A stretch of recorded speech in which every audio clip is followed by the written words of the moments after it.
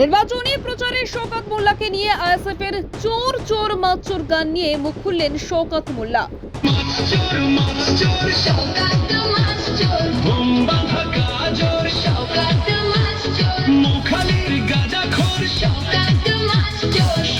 বলেন আইএসএফের রুচি নেই, ধর্ষক নেতার রুচি কি হবে।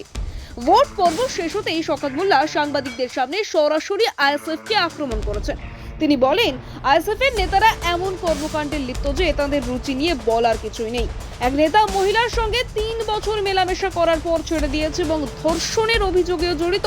শওকত মোল্লা আরো বলেন দলের নেতাদের এই ধরনের কর্মকাণ্ড তাদের নৈতিক ও রাজনৈতিক অবস্থানকে ক্ষতিগ্রস্ত করছে।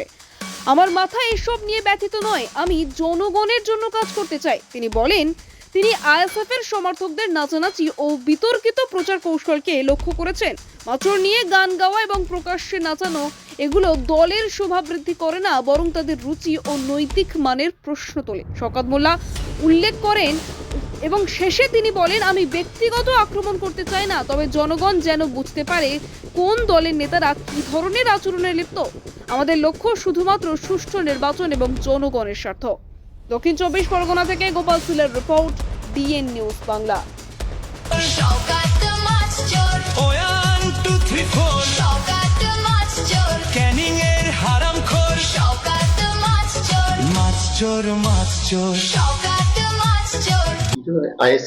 আইএসএফ এর কোনো রুচিবোধ বলে কিছু নেই।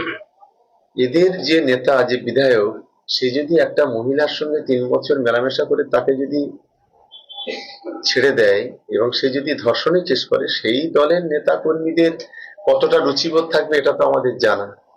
যার কারণে আমরা এ বিষয়ে খুব একটা গুরুত্ব দিই নাই। সে ওদের মতো যা বলছে বলুক না, মানুষই ঠিক করেছে তাদের মতদান এবং মানুষ আগামী দিনেও ঠিক করবে।